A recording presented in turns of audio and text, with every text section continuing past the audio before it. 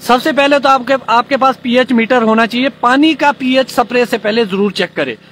अगर आपका पानी का पीएच हायर साइड पे है तो उसको डाउन करने के लिए जो भी मार्केट में जो भी दवाई आती है, पहले आप पीएच को डाउन करने के लिए की ओर जाएंगे ताकि आपकी दवाइयाँ ज्यादा काम करे। और अगर आपका पीएच 5.5 और 6 के बीच है पानी का, या 5 से 6 के बीच है, तो आपका लगभग 20 दिन का बैकअप देगी दवाई आपके लिए। मगर अगर आपका पानी का पीएच हायर साइड पे, क्योंकि सब जगह हमारे स्टोर्ड वाटर है, टैंक है, उसमें हम पानी को स्टोर करते हैं, उसके बाद स्प्रे के लिए अप्लाई करते हैं किसी भी रूप में।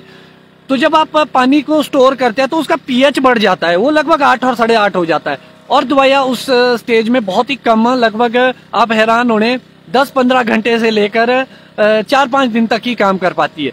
तो आपको इस चीज का विशेष ध्यान रखना चाहिए कि भाई आपका पानी का पीएच डाउन हो। और उसके साथ साथ आपको न्यूट्रिशन में आप अब जब आपके वॉलनट स्टेज क्रॉस कर चुकी है जहां पे, वहां पर अब आपको अपने बगीचों में नाइट्रोजन नहीं देना है, क्योंकि अगर आप नाइट्रोजन देंगे अब आगे जाके वो फिर आपके कलर इशू जरूर लाएगा। और अगर किसी ऐसे प्रोडक्ट है जिसमें आपका नाइट्रोजन कम मात्रा में, उसको आप अप्लाई कर सकते हैं। और उसके साथ साथ एक महत्वपूर्ण चीज और मैं डिस्कस करना चाहूंगा। अभी आप देखें कि ड्रॉट है, और अब जो सबसे महत्वपूर्ण रोल रहेगा वो रहेगा हमारा कैल्शियम का। कैल्शियम का ऐसे भी रोल रहता है, मगर अब कुछ ज्यादा ही रहेगा, क्योंकि जो स्किन को तनने की क्षमता को बढ़ाता है। मतलब जैसे आप गुब्बारा फुलाते हैं, तो जो तनने की क्षमता है उसको जो फ्रूट की स्किन में लाता है, वो लाता है हमारा कैल्शियम। तो कैल्शियम की स्प्रे जो लोग कर चुके हैं, वैसे 1-2 स्प्रे कर चुके हैं लोग थोड़ी थोड़ी मात्रा में, मगर अब आपका रोल और ज्यादा हो जाएगा। आप ऑक्साइड फॉर्म और चेलेटेड फॉर्म अभी अप्लाई कर सकते हैं, मगर तोड़ने से लगभग 1 महीने पहले से लेकर आप कैल्शियम क्लोराइड पे चले जाएंगे। तो जो न्यूट्रिशन होगी उसमें सुपर और पोटाश का रोल थोड़ा ज्यादा रहेगा। अब बहुत सारे प्रोडक्ट ऐसे जैसे 12-5-27 करके भी मार्केट में आता है। जो लोग वॉलनट के आसपास या इससे नीचे, आप 13-0-45 भी अप्लाई कर सकते हैं अभी इस स्टेज पे। वो आपके अपने बीमे तो बनाएगा ही बनाएगा, साथ में आपके साइज में इंप्रूवमेंट देगा। और उसके साथ साथ आपको ये ध्यान रखना कि आपके पत्तों के ऊपर की जो ग्रीनरी है, जो क्लोरोफिल है, वो खत्म ना हो।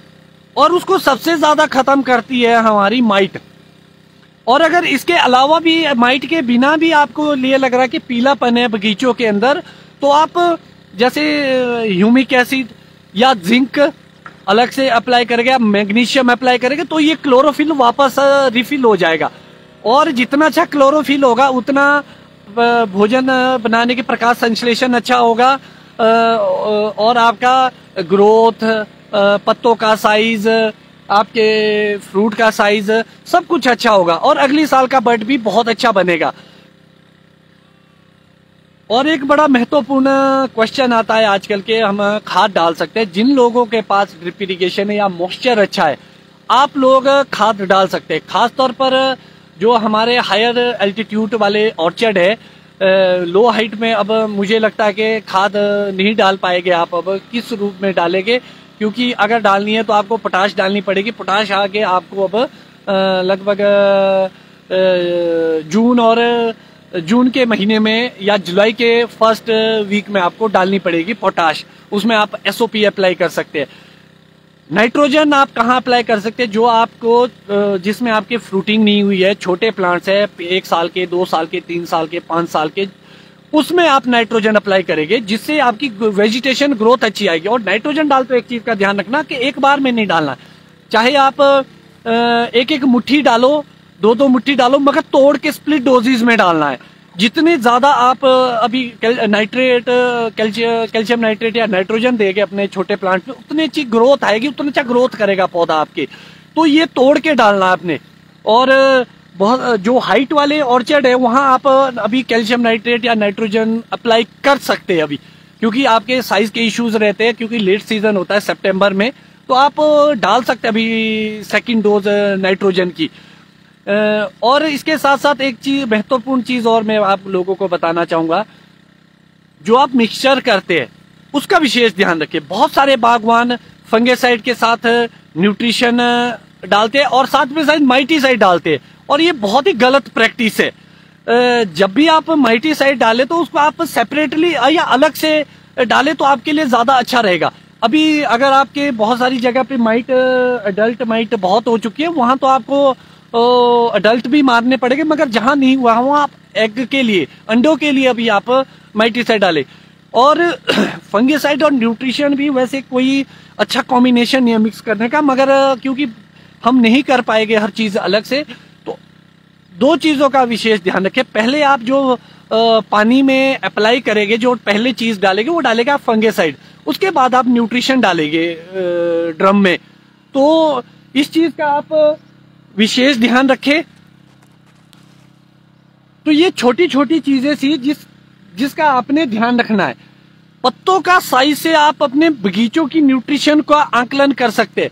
आप देखेंगे, अगर मेरे इस पत्ते का साइज देखेंगे, ये लगभग 7-8 इंच से भी बड़ा है पत्ता। अगर जहां पर छोटे छोटे पत्ते आ रहे हैं आपके, तो इसका मतलब कि आपके प्लांट की न्यूट्रिशन अपटेक नहीं हो रही है और वीक है आपका प्लांट। तो आपको पत्ते से भी काफी चीजें क्लियर हो जाती है कि आपके बगीचों की न्यूट्रिशन कैसी है। अभी मैं कुछ पत्ते और दिखाने की कोशिश करूंगा।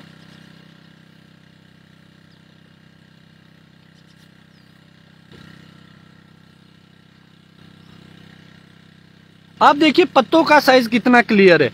और माइट या कुछ और चीजों का आप ऐसे भी आइडिया लगा सकते हैं। जो आपकी ये विंग्स है सेंटर वाली या साइड वाली, इसको आप अगर गौर से देखेंगे तो ये बिल्कुल क्लीन होनी चाहिए।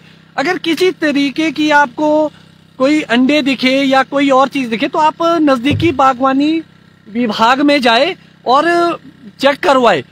माइट के अंडे आप चेक करवाए। खासतौर पर अगर मुझे बाकी क्षेत्र का पता नहीं कि कहाँ पर आपकी ये सुविधाएं उपलब्ध है, हमारे रोहड़ू में ये सुविधाएं उपलब्ध है कि आप अपने पत्तों को ले जाए और उसकी चेकिंग करवाए कि उसमें माइट कितनी है, अंडे कितने हैं या अडल्ट कितने हैं, तो आपको स्प्रे की जरूरत है या नहीं है। और बिना मतलब की स्प्रे बगीचों में ना करें। अगर जो चीज नहीं है उसके लिए आप स्प्रेज ना करें। और एक महत्वपूर्ण बात, बहुत सारे हमारे बागवान एक ही तरह का सॉल्ट रिपीट करते एक साल में। इस चीज का आपको ध्यान रखना है कि जो चीज आप पहले डाल चुके फंगिसाइड में, उसको आप दूसरी बार में ना डालें, बदल बदल के नए मॉलिक्यूल डालें। नहीं तो वो काम नहीं कर पाएगी जो आप चाह रहे हैं। पत्ते बचाना बहुत ही महत्वपूर्ण है हम लोगों के लिए। और एक महत्वपूर्ण बात का आप जरूर ध्यान रखें कि मेरे बागवान भाई ड्रम को पूरा ना भरे, पहले वो मार्किंग कर दे कि 200 लीटर पानी कहाँ आता है, क्योंकि वो आपका घोल नहीं बन पाता है उस लायक। तो 200 लीटर पानी और फंगिसाइड जो रिकमेंडेड डोज है आप उसी पे स्प्रे करें। जैसे आपके M45 की बात आई तो ये 600 ग्राम 200 लीटर पानी में पड़ता। बहुत सारे लोग एक डब्बा या 500 ग्राम का डालते, तो वो एक गलत प्रैक्टिस है।